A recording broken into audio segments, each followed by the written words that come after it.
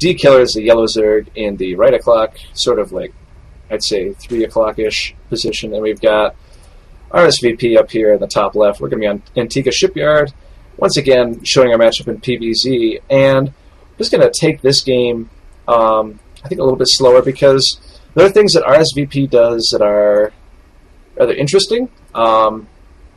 He makes some rather interesting game choices that really don't pay off due to the different timings and stuff. And so when I think it's actually kind of a warning when you are theorycrafting, when you're trying something new. Like, professionals definitely know, they've been playing for a long time. They know how things work. But still, that doesn't mean you can't try new things. If you're not Masters or Grandmasters right now, and you're anything below that, you can get away with doing something funny and kind of cool and have a great time while doing it. But unless it's super perfected, like at the Masters level or above, it's probably not going to work out as well as it did in the lower levels, just because lower level players probably won't know how to react accordingly. So a lot of theory crafting can be pretty dangerous because you can like win all these games in Platinum, you get promoted really fast to Masters, and then that strategy just doesn't walk anymore. So you really have to be flexible with your theory crafting and really base it on something that's solid. Like a Forge Fast expand, for example. That's what RSVP is going. I wouldn't say completely change how you play, like do this really weird 1 base into 3 base timing attack or something. Yeah. But the idea is not to be insane. It's to be creative. The idea is to be different. Yes. To have a different attack or a different maneuver coming off a Forge Fast expand. Because the Forge Fast expand, it stood the test of time, and it's a pretty solid build. It's just what happens after that really differentiates people. So, yeah. Do something different. And hopefully, RSVP, we're going to see what RSVP does in this game, and I'll be able to talk about this kind of cool strategy that Septical and I have been talking about. I don't know how legitimate it would be, because I actually haven't tried this out, unlike Guys and Drops.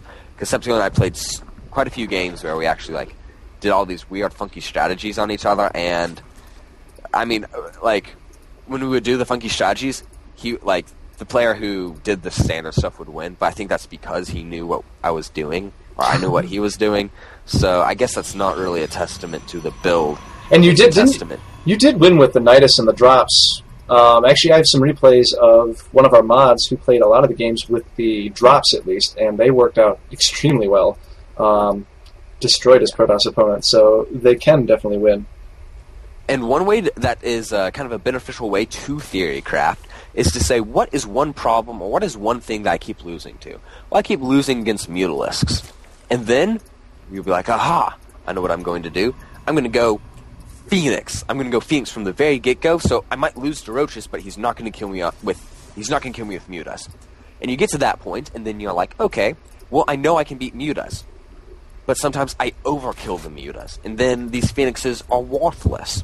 Well, then you have to find a way to make the Phoenixes worthwhile in defending against everything. So Overlord snipes. You start with this really exotic idea.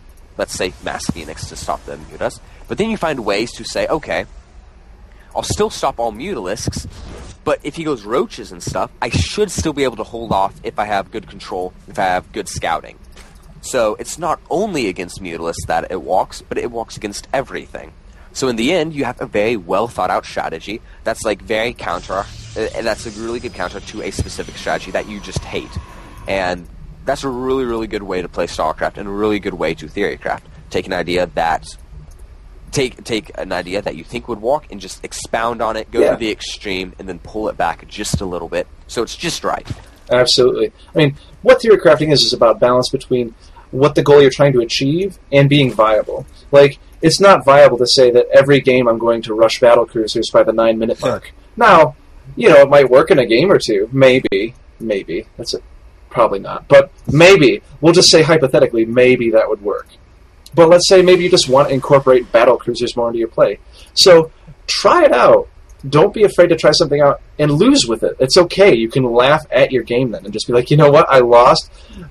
When I lose, when I try something new, I'll just put LOL GG when I type out, and I'll just be like trying something new, and you lose, and that's fine.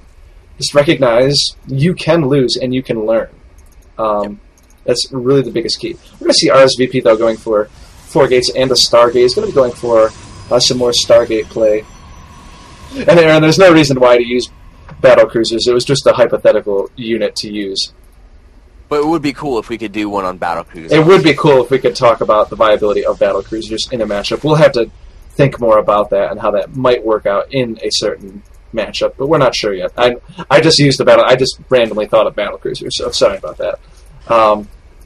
Anyway, but I mean at this point, RSVP going for Void Rays and going to try and shut down this third, but Killer doing a good job of having a good game intuition. Also, the fact that his Overlord was right next to this Stargate when it started building, so yeah, he kind of knew exactly what was happening. Yeah, so he just built Queens. So good game response from Killer. Not the best of anti-scouting. By this is going to be the same exact attack that what was his name? Hasu Obs. Hasu Obs. This is going to be the exact same attack. 1+ upgrades on the Zealots and a couple of Void Rays to try to do damage. But at this point, he's attacking the Thought base, not the natural.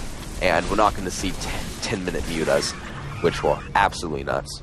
Absolutely. But we're going to see this strategy. Dignitas Killer, he had good scouting. He knew exactly what was coming. And if Zog knows exactly what's coming, they can usually respond correctly. I'm not going to say they always do because players do make mistakes, but we can see that with 4 Queens, 2 Void Rays are going to do absolutely nothing. Absolutely. Except pick off a random Roach or a random Zogling. Not anything worthwhile to base your entire strategy on this. But we're all seeing something very interesting, a little bit out of the ordinary. Even though his Void Rays did not walk, he's throwing down a second Stargate and continuing to produce Void Rays. And perhaps he's trying to make it so Dignitas Killer's like, okay, well, I have enough Queens, or at least this is what I think he was thinking. I'm not in the mind of RSVP. But if I was doing this play, I would be trying to say, I held off that attack. He's not going to be building any more Void Rays because I just completely crushed it. He did no damage. So I'm not going to get Hydralisks. But then RSVP is going to be like, okay, if that's what my opponent's thinking, I should just continue building Void Rays and just show up with 10 of them and kill them. But we see that Dignitas Killer is a little bit too smart for that, and he ended up throwing down that Hydralisk Den anyway. Yep. And this is where the Nidus play, or the drop play, would be so effective. Because really, the hardest part about Hydras is getting them to the battle. Once they're in the battle, they do wonders. They do tons of damage. Getting them there is really tough. Yeah, getting them there is the toughest part. Hydras do a lot of damage. They're just really slow, kind of unwieldy units. But put them in a battle where they're covered and where they can do a lot of damage. They're not terrible units to have on the battlefield, especially when you're dealing with lots of air. Now, Templar is a good response from RSVP. He's forced the Hydras, so he knows Psystorm and Archons are going to be very, very effective against them. We're going to see some more Void Rays popping out. I mean, RSVP... a lot of Void Rays, but Void Rays, they do great against big units, but they do not do so hot against lots and lots of little units, which is what Killer went for. So, a good metagame choice by Killer. Zergling, Roach, Hydra, going to be able to cover and shoot down pretty much anything and everything that's on the field. Wait, does RSVP snipe off this hatch? No, he doesn't. Okay, I was going to say, that I did not see the last time I watched it. Alright. But RSVP is going to be forced to run back with his tail between his legs, losing his third in the meanwhile, and Killer now somehow does not win this. I don't know how he doesn't just kill him right now, but... it's because of something amazing called Psystorm! Ah, okay, he does have Psystorm Wondrous. Yes, so it does. Good. Absolutely, especially against Hydras and Zerglings. And he's going to be able to do some good storms right there. He's going to try and take down these Hydras, and it looks like Killer's going to be forced back at this point, but Killer... still ahead, would not be surprised to see a 4th base. He's going to get a 4th base here soon, I know that. He's got a macro hatchery coming down. He's getting more drones. He's getting more Hydras. And at this point, RSVP is lucky to be on 2 bases. Yep. And one thing I'd like to see out of RSVP, just something that he could have done differently. He saw that a bunch of Queens were still being made, and he saw the Hydralisks. So that should cue him not to get Void Rays anymore, because Void Rays are terrible against Hydralisks. So that's pretty much the worst choice you could have made. Yeah, if he has Hydras, well, one way to lose, I could build Void Rays. Ah, okay. But, no, Void Rays Zealot, Archon High Templar is a pretty good strategy, just not when he completely counters it in the beginning. Like, you see all these Roaches just completely killing these Void Rays in like 2 shots each. So easy for these Hydras, like, oh, target practice, I get to kill Void Rays. One thing, since he has these 2 Stargates, one thing that seems a little bit counterintuitive, something that would have worked so well, is Phoenixes.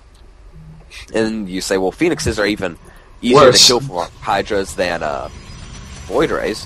Why would I go Phoenixes? Well, because Phoenixes are a great counter to Hydralisks, and even though it doesn't seem like that, trust me, in a battle where the Hydralisks aren't necessarily focusing down the Phoenixes... And Storm? With Storm? With Storm, it would have been amazing, because Phoenixes kill Hydras. 1 Phoenix can kill a Hydra in 4 shots. Yeah, one Phoenix, we'd like to add. That's 1 so Phoenix. So imagine if you had 5 Phoenixes, you could one-shot a Hydralisk. Yes. 5 Phoenixes with, like 100 energy on Graviton Beam kills 10 Hydralisks in a matter of seconds.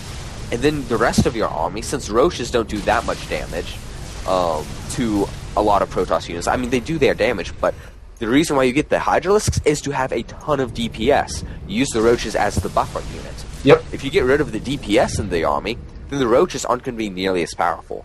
So we see that High Templar Storm did a ton of damage against the Hydralisks, and now these Roaches just aren't as effective. Because just pure Roach and Zark is not going to win you the game most of the time. Most of the time. Although we are going to see, one thing I'd also like to note, Killer does have speed on these Overlords, and he just doesn't have drops. Now, he does have in response to the Void Rays, which is a good call. They're able to get away then, very quickly.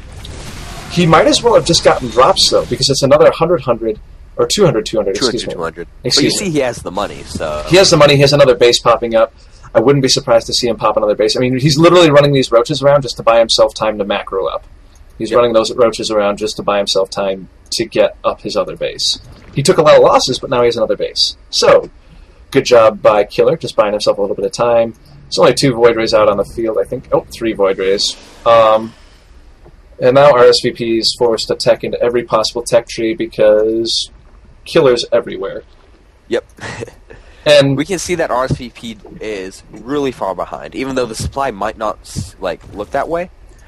Because actually RSVP does a really good job in actually trying to get back in this game. And that's actually one thing that we were going to note. This game was a lot closer than it should have been. Yes. Just imagine how difficult it would have been to take the third base if there are drops in the second and the main bases of RSVP. Now, you would have to take care of the Void Rays, but with Hydras in the drops, as long as you can get them there undetected, which can be done, you can outrun all... Overlords with speed, I think, can outrun Void Rays for the most part.